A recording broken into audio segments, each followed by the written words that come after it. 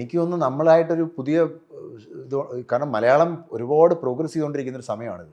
അപ്പോൾ ഈ സമയത്ത് ഈ പറഞ്ഞ ആളുകൾക്കുണ്ടാവുന്ന ഒരു അസ്വസ്ഥത ഞാൻ മനസ്സിലാക്കുന്നത് എക്സ്പെക്റ്റ് ചെയ്തിരിക്കുന്ന ഒരു ഒരു ഒരു ഒരു അവർ കാണുന്ന ഒരു ബിഗ് ഗംസിൻ്റെ എക്സ്പെക്റ്റേഷൻ്റെ പ്രശ്നമാണ്.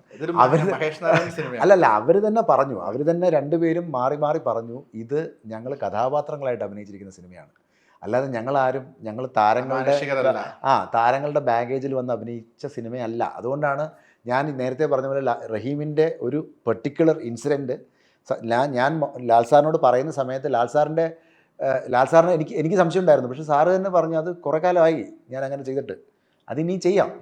അത് അത് വളരെ ആവേശത്തോടു കൂടിയാണ് ഇത് ചെയ്യുന്നത്. കാരണം അതിനൊരു സ്പിരിറ്റ് ഉണ്ട്. സോ ആ സ്പിരിറ്റോട് കൂടി ജനങ്ങളത് ഇത് കാണണം എന്നുള്ളതാണ് എൻ്റെ ഒരു ഏക അപേക്ഷ. ഇത് അല്ലാതെ എനിക്ക് വേറെ തരത്തിലൊന്നും ഇതിനെ ന്യായീകരിക്കേണ്ട കാര്യമൊന്നുമില്ല. അങ്ങനെ തന്നെ അത് സംഭവിക്കുന്നത്. എനിക്ക് ഏറ്റവും ഇൻട്രസ്റ്റിംഗ് ആയിട്ട് പടം റിലീസിന് മുന്നേ ഞാൻ കണ്ടു തീർത്താണ് നമ്മുടെ ലെജൻഡ്സ് ഹാങ് ഔട്ട് എന്ന് പറയുന്നത്.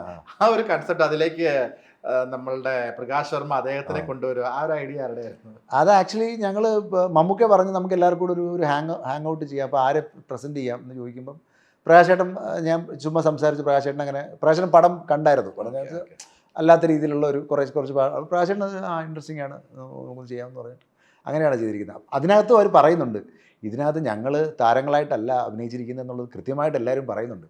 പക്ഷേ ഈ പറഞ്ഞ പോലെ ആ ഒരു സ്റ്റേജിൽ നിന്നൊക്കെ നമ്മളൊക്കെ അതിൽ നിന്നൊക്കെ മാറിയില്ലേ, ഇനിയെങ്കിലും നമ്മൾ ഈ പറഞ്ഞ പോലെ കുറച്ചൊക്കെ മാറി കഥാപാത്രങ്ങളായിട്ടൊക്കെ ഇവരെ കണ്ടു തുടങ്ങണ്ടേ? തീർച്ചയായിട്ടും.